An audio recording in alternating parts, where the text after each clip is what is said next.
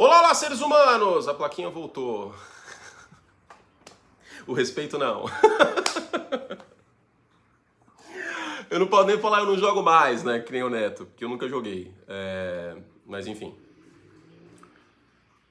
Estou recuperado já. Já fui na academia, descontei minha raiva, então tá tudo certo. Ó, vamos lá. Exagero ou fato pós semana 1. Lembrando, Monday Night Football tem vídeo à parte, então não será tratado aqui. Nossos members mandaram as suas afirmações, membros Hall da Fama para cima, nas tiers, nas categorias, e vamos responder aqui. Que coisa maravilhosa. Obrigado pela companhia de vocês, obrigado pelas afirmações, que responderemos se é exagero ou se é fato. E essa semana 1 é recheada de exageros, né? Então é uma semana 1 bem interessante para a gente fazer esse vídeo. Obrigado a todo mundo que assistiu o vídeo de mais cedo hoje de manhã. Estamos produzindo literalmente desde as 7 horas da manhã, hein? Ainda tem o League hoje, ainda tem o podcast com Narda. Vamos que vamos. O negócio agora é muito café e ódio no coração pelo time que torce. Não vou dizer qual, vocês sabem. Guilherme Gouveia, Packers podem surpreender para além do que imaginávamos? Uma vaga de playoff não é tão absurdo de considerar? Cara, eu nunca achei absurdo considerar. Eu acho que é fato, porque eu nunca achei que é absurdo considerar os Packers possivelmente nos playoffs. Tem talento nesse time. O corpo de recebedores não é ruim necessariamente, ele só é jovem e inexperiente. E a defesa tem boas peças. O front dos Packers fez um grande trabalho. No passado já foi uma boa defesa contra a corrida. Tem o Rashan Gary, tem o Jared Alexander. Eu acho que playoff é possível de imaginar, sim, pelo wild card. Sinceramente, eu não vejo o Green Bay no mesmo nível de Detroit. Vale lembrar que com o Aaron Rodgers, o Green Bay perdeu 2 vezes de Detroit ano passado. Mas o Green Bay pode ir para os playoffs, sim, da NFC pelo wild card. Fernando Mansano, e aí não é exagero de semana não. Acho que já era possível. Não apostava nisso, mas já era possível. Fernando Mansano, boa tarde, Curte. Não é uma boa tarde. Graças ao Justin Fields e ao Luke Getsy e o Matt Eberflus, não é uma boa tarde. Falcons mostraram que serão um time duro na NFC brigando pelo wild card. Grande abraço. Não, sabe por que eu vou falar que é exagero, Fernando? Porque é meu palpite para ganhar a divisão. Tá? O ataque não é a coisa mais maravilhosa do mundo, mais vistosa do mundo, dos Falcons? Não, não é. Mas eles fizeram sua parte. É um ataque arroz com feijão, pique Tennessee Titans no final da década passada. Então, eu acho que é um time duro, que perdeu alguns jogos por uma posse, que venceu São Francisco ano passado, que despachou no segundo tempo aí o Carolina Panthers, então, jogando em casa e tal, mas eu acho que é um time que é um dos favoritos na divisão, junto dos Saints. Então, fato. Jorge Ribeiro, apesar das goleadas sofridas por Giants e Steelers, a derrota mais vexatória da primeira rodada foi dos Seahawks, que perderam para Stafford, Castolo e Ximenes. Não, desculpa, mas não. Eu entendo que o elenco dos Rams é meio que desconhecido, tal, vários jogadores, mas, cara, tomar 40-0 em casa, do jeito que foi, com o Micah Parsons poupado no segundo quarto, no Sunday Night Football, que assim, Seattle ainda fez um primeiro quarto ok. O New York Giants teve uma primeira campanha ok, que morreu em field goal, e mais nada. Mais nada. Foi terrível o jogo dos Giants. Não tô falando só do Daniel Jones não, tá? Amanhã eu vou falar vencedores e perdedores, fiquem tranquilos. Vocês aí, advogados, o escritório jurídico que defende o Daniel Jones, fiquem tranquilos. Não é o Daniel Jones o problema aqui, é o time inteiro que foi muito mal nessa partida aí no passado, é ótimo. No passado foram bem, nesse jogo. E aí a mesma pergunta que é o tema do vídeo, né? Os Giants foram a maior parte das afirmações, então é o tema do vídeo. Felipe Belisário, Giants ano passado com seu desempenho nos deu uma falsa esperança para este ano. Não de ser campeão, mas de uma melhora. Exagero. Também. Por quê? Porque esse é o New York Giants. Não o New York Giants de perder 40-0, mas o mesmo New York Giants que no ano passado teve dificuldade de enfrentar times mais fortes. E que perdeu de times mais fortes ano passado. E que não teve nenhuma chance contra o Philadelphia Eagles no Divisional Round. É o mesmo Giants nesse aspecto. Então, com um problema, um porém. O calendário é bem mais difícil neste ano. E Dallas está melhor. Também tem esse porém. Mas, honestamente, eu me surpreendo pelo placar. Mas eu não achava que os Giants iam ganhar esse jogo. Eu não achava que ia ganhar, ia perder por... na verdade, eu achava que ia perder por mais de uma posse, né? Eu estava no -3, Cowboys, inclusive, como aposta para os membros. Mandei lá no Telegram. Então, eu não acho que... Assim, se alguém teve uma falsa esperança de melhora, tipo, chegar na final de conferência, eu não acho que isso vai acontecer. Não tem elenco para isso. Não tem elenco para isso. Os Giants continuarão sendo um time competente contra equipes medianas e contra times fracos.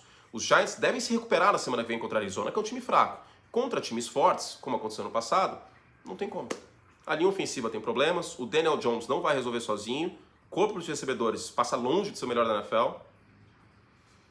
Daniel Davi, Miami provou que para levar a AFC East tem que jogar puxel, principalmente confrontos diretos como o de hoje. fato, né? A defesa de Miami teve muitos problemas fora de casa, tudo bem, tomou um monte de ponto, mas finalizou a partida. Conseguiu buscar o touchdown e depois as 2 blitzes em seguida, que eu até mencionei na transmissão, né? Na terceira descida eu falei assim, olha, se eu sou o Vic Fangio, eu mando uma blitz aqui, porque o Justin Herbert não tá com bons números. Bingo, deu certo. Quarta descida, manda outra blitz. Ele não tá conseguindo soltar a bola em profundidade contra a blitz. Manda outra blitz. Eu sei que o Vic Fangio não tem esse perfil, mas faça isso. Bingo, deu certo de novo. Puxel, tem que ser agressivo, né? Ainda mais fora de casa, numa situação como aquela. Grande jogo do Vic Fangio no final ali, do Tua e do Tyreek Hill, meu Deus do céu. Marcelo Paes, Cowboys mostraram que já sabíamos, defesa excelente e o ataque esbarra em Prescott. Ah, de Miami é fato, tá?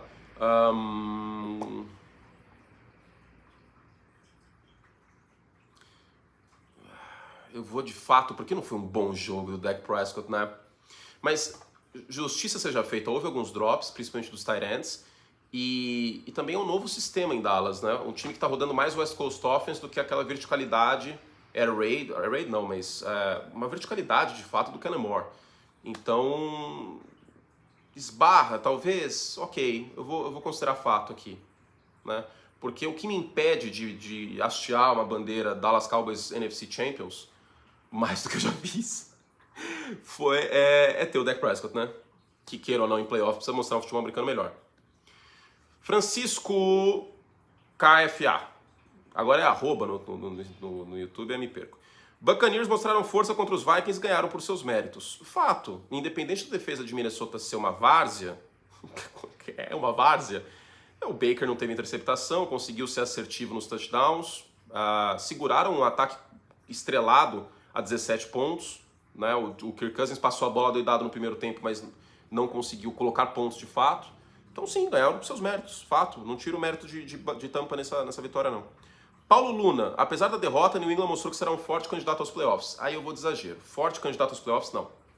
Honestamente, não. Claro, a gente tem que esperar o Monday Night Football hoje, Jets e Bills, né, para ver como as coisas funcionam. A defesa dos Patriots muito competente, conseguiu limitar o Hurts correndo com a bola, o Hurts fora do pocket. No segundo tempo, conexões um pouco melhores com o A.J. Brown e tal. Mas o ataque dos Patriots é muito mediano. Muito mediano. E diga-se sobre Filadélfia, assim, safety linebacker pode ser um baita de um BO pro Philadelphia Eagles. E me parece que tem um time em São Francisco com o Brandon Ayuk trabalhando bem no meio do campo e o George Kittle, né? Olho nisso. Dr. J, acho que é isso. Los Angeles Rams vem pra temporada redenção e vão chegar longe nos playoffs. Não, peraí. Calma aí. Foram bem, o Stafford passou de 300 jardas, soltando a bola rápido, mas é exagero. Calma aí. Vale lembrar que era um jogo divisional e coisas loucas acontecem em jogos divisionais, longe nos playoffs, eu não sei nem se chega nos playoffs. Superaram expectativas, ok, mas também não. Aí é um exagero típico de semana 1, na minha visão. Vitor 10 LOL. O ataque dos Seahawks decepcionou mais do que o dos Giants na semana 1, dada a diferença colossal entre as defesas de Rams e Dallas. Aí eu vou de fato. Se você pegar e isolar o ataque, especialmente no segundo tempo, e me pareceu uma falta de sintonia do Geno Smith com os recebedores, e meio perdidos os wide receivers em campo. Me passou essa impressão vendo o jogo. Porque assim, a defesa de Dallas, pra mim, deve ser a melhor da NFL neste ano. Todo respeito de São Francisco, que também deve ser ou Dallas ou São Francisco, enfim, a gosto do freguês. Tem gente que vai no McDonald's e pede casquinha de chocolate, tem gente que pede baunilha, tem gente que pede misto. Pode falar que as duas é melhor. Eu prefiro a de baunilha, eu acho que a de Dallas é melhor, mais completa. A de São Francisco tem um potencial BO do passe em profundidade. Enfim, mas considerando, sopesando essas questões, sim. Eu acho que foi muito mérito de Dallas e foi um quê de demérito do ataque de Seattle, especialmente no segundo tempo. Fato. João Marcos. Fields teve culpa apenas parcial na derrota de ontem. Play calling tenebroso, com chuva de screen sem sucesso, apenas 2 alvos para o DJ Moore e principalmente sem chamada de corrida para o próprio Fields abrir a defesa de Green Bay. Bom, para mim é exagero, não é culpa parcial não. Culpa parcial, ele é um partícipe. Ele dirigiu o carro, vamos imaginar assim, ele dirigiu o carro para o assalto ao banco. Não dá pra falar que o Fields só dirigiu o carro, que ele foi o baby driver lá daquele... Ele entrou no banco com metralhadora. Assim, tipo Coringa no Dark Knight. Gente, desculpa, mas não vou passar pano pra isso. O Justin Fields... Cara, observa o Justin Fields no pocket. Ele não consegue processar o jogo. Olha a interceptação que ele teve. Ele não consegue processar o jogo. Culpa parcial? Não. Tudo bem que o play calling realmente não bate com o Fields, mas aí eu coloco o questionamento. Beleza, então vamos mudar o play calling. Vamos colocar só o Justin Fields para correr com a bola e passe em profundidade. Já não foi um pouco assim na época do Matt Nagy? Não deu muito certo. Então, chega um ponto que eu não defendo mais. Eu não vou defender mais o Justin Fields. Desculpa, eu não vou conseguir. Porque o que depende dele, que é escanear o campo, que é atacar o campo em média e longa distância, porque independente de play calling, as rotas estão se desenvolvendo. Foram 4 passes para mais de 10 jardas, ele acertou 2, com uma interceptação. Isso é culpa do Luke Getsy? Sim, eu concordo que é uma chuva de screen. Mas será que essa chuva de screen não é o terror do Luke Getsy do Fields ser interceptado porque ele não consegue processar o jogo? Tem esse outro lado também. Porque, assim, quando passou para mais de 10 jardas, o resultado não foi bom. Mesma coisa aconteceu no passado muitas vezes, até na pré-temporada, como eu já mencionei. Então, assim, culpa parcial, para mim não. Ele tem bastante culpa, sim. Deodato, os Chiefs deveriam ter subido para pegar pelo menos um wide receiver no draft neste ano. Ah, exagero. Exagero, pegaram o Rashee Rice, que teve touchdown, inclusive, na quinta-feira, na segunda rodada. Não tinha nenhum wide receiver digno de gastar capital de draft. E saiu o Frank Clark, eles precisavam de edge rusher. E a defesa dos Chiefs fez um bom trabalho. Não, eu acho que é exagero. Muito cedo para falar isso. Tá? Tem jogadores aí jovens em Kansas City. Eu não acho que agora já é momento para tacar fogo em todos os wide receivers dos Chiefs. De fato pode ser um problema, mas subir no draft, sei lá, semana 1, aí não, exagero para mim. Matheus Miguel, Purdy melhora a sua pressão e caminha para ser um quarterback top 10. Teve aquele quase fumble do TJ Watts. E aí eu fui pegar os números dele no Next Gen Stats sob pressão. Deixa eu ver aqui se a gente já tem. 6 de 10, 72 jardas. Eu acho que ele ficou menos que nem barata tonta de um lado para o outro, que era meu medo. Né? Eu mencionei isso para vocês já, e mencionei no podcast com o Narda. Eu sei que pode ser só um jogo, mas e eu vou falar sobre isso num vídeo para os membros amanhã. A compostura do Purdy e a liderança dele estão começando a me conquistar de vez. Eu sei que eu tinha um pé atrás, eu sei que pode ser só um jogo, mas foi um jogo contra uma defesa competente. Uma defesa do Mike Tomlin, com TJ Watts. Então, cara, 60% de passos completos com 7 jardas por passo sob pressão, o que eu vou criticar aqui? Eu consigo ver os 49ers no Super Bowl. Consigo ver Filadélfia, meu palpite é Dallas, mas eu consigo ver. Honestamente. História legal, né? História legal. Enfim, fiquei um pouco emocionado agora. Mas a história é legal, porque assim, quando a gente critica um jogador,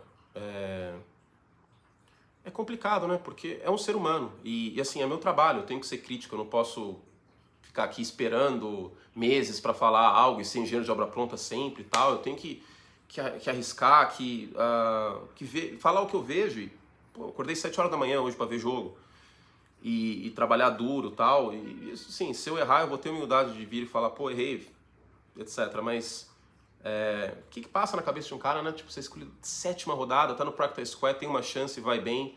E eu sentia um pé atrás com ele pressionado. Eu tenho um pouquinhozinho, mas foi um sólido jogo. Legal ver isso. Fato, eu acho que ele caminha para ser um 10º, um 9º. Eu não acho que o Purdy vai ser elite um dia, vai ser Mahomes, vai ser Allen. Não acho que ele tem ferramentas para isso. Mas ele tem o suficiente para comandar esse time. Eu acho que essa partida do Purdy, ela diz muito do porquê também do Kyle Shanahan e do John Lynch terem trocado o Trey Lance, né? Muito seguro, muito sólido, com muita compostura. João Bornhausen, Tyreek Hill e Tua serão a maior dupla do ano e levarão o Miami ao Super Bowl. Eu vou de exagero, por causa da parte do Super Bowl, mas eu acho que dupla é possível, dupla de wide receivers. A gente tem boa, de wide receiver e quarterback. A gente tem, tudo bem que ele não está 100%, e o Denzel Ward fez um trabalho muito bom contra o Ja'Marr Chase, o Joe Burrow. Talvez Dak Prescott e CeeDee Lamb, a gente viu um pouquinho disso nesse primeiro jogo. Jalen Hurts e A.J. Brown também é uma dupla que a gente tem que respeitar. Mas é possível, cara, porque a verticalidade do ataque dos Dolphins seguiu e o Tua passou de 400 jardas. O que a gente vai falar, né? Rodrigo Costa, os Vikings começaram a pagar a conta de vitórias apertadas na temporada passada. Foram 11 vitórias na temporada passada, a manteiga caiu pra cima em quase todos os jogos. Isso nunca aconteceu. Quando o time vence tantos jogos assim, em jogos de uma posse, geralmente é porque ele tem uma defesa muito pica, para não falar outra coisa. Patriots de 2003, Giants de 86, que tem o último MVP defensivo da história da liga, o Lawrence Taylor. Não é o caso dos Vikings, né? Assim, aconteceram alguns milagres em último quarto para Minnesota ganhar tantos jogos por uma posse.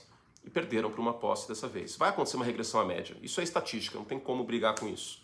E é um princípio que que o Analytics toma muito sério, né?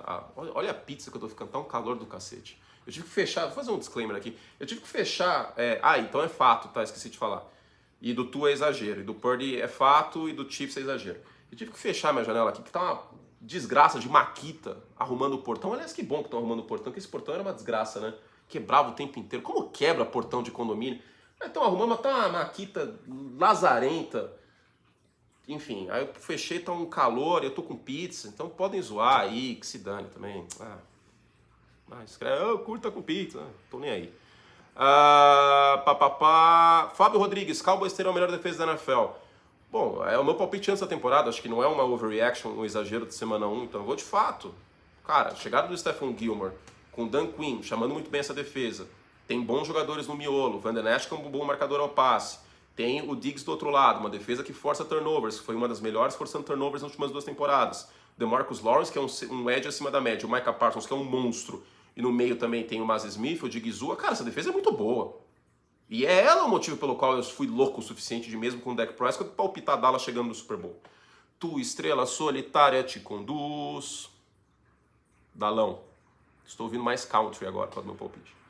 Matheus Yatsu. Bengals já teve o jogo da feijoada ou os desfalques na defesa são preocupantes? Não, eu acho que foi um pouco o jogo da feijoada e o Burrow não está 100%, chuva, e a defesa de Cleveland foi muito bem. Então, eu vou de fato nesse aspecto, tá? Vamos dar mérito para a defesa de Cleveland, que jogou pra cacete. Não é só o Burrow machucado, tá, chuva, mas é um pouco o jogo da feijoada. Lucas João, Chicago entrou de vez na Copa Caleb Williams. De vez é exagero, mas que Chicago está flertando fortemente e já está começando a preencher o formulário, eu acho que sim. Porque, vamos voltar para a questão do play calling.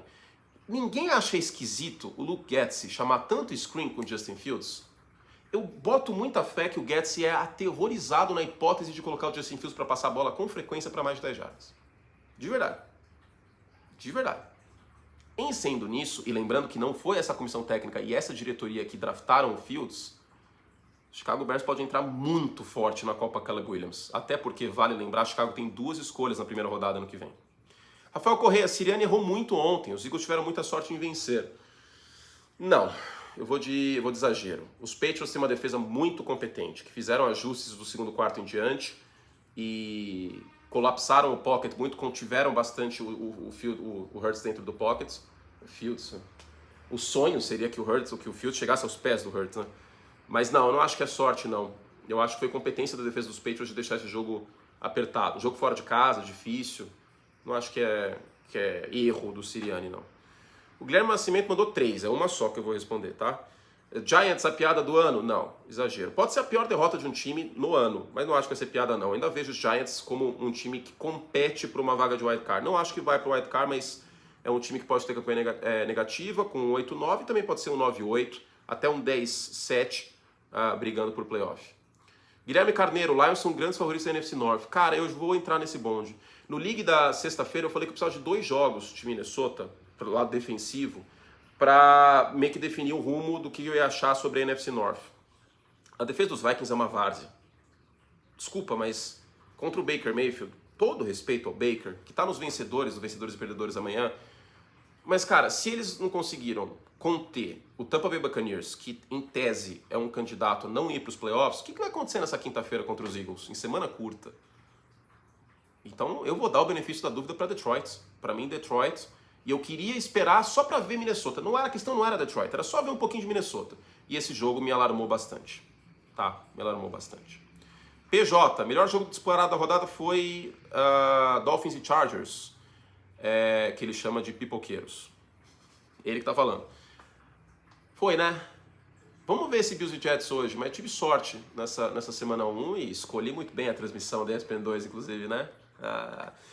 Que jogo, hein? Nossa, que jogo. Muito legal começar a semana 1 assim. Eu tive um azar do cacete ano passado, né? Fiz muito jogo que foi frustrante. Tipo a final da Conferência Nacional, com o Purdy machucando, que eu tava com uma expectativa imensa para aquele jogo. O Bills e Bengals nos playoffs também tava com muita expectativa, foi um jogo esquisito. Embora eu tenha feito Jaguars e Chargers, né? Então acho que eu tenho que fazer todos os jogos dos Chargers, que eles vão ser emocionantes. Mas fato, por enquanto foi o melhor jogo. Vitor Epelbaum, por mais que Jordan Love tenha jogado bem, acho que um exagero nesse hype por conta dos Bears serem um adversário mais fraco. Sim, Eu acho que ele fez um jogo sólido, foi bem terceira descida, eu falei sobre num vídeo para os membros, mas não foi aquela maravilha, né? No primeiro tempo ele não jogou tão bem assim, estava com mais ou menos 50% de passes completos, com pouca jarda por passe. Né, Tom? Bem ele não jogou. Foi um jogo ok, sólido, mas também não foi nada muito extraordinário. Pedro Hausmann, Chiefs com quarterback competente, mas não extraordinário, como o Kirk Cousins, não ia para os playoffs. Exagero. Defesa dos Chiefs não é essa várzea que se pinta. O Steve Spagnuolo é um bom coordenador na minha visão. Sim, eu disse isso tudo. Com o Kirk Cousins, esse time brigaria pelo wild card. E talvez pela divisão. Mas não ir para os playoffs? Não. Aí também acho que já é demais.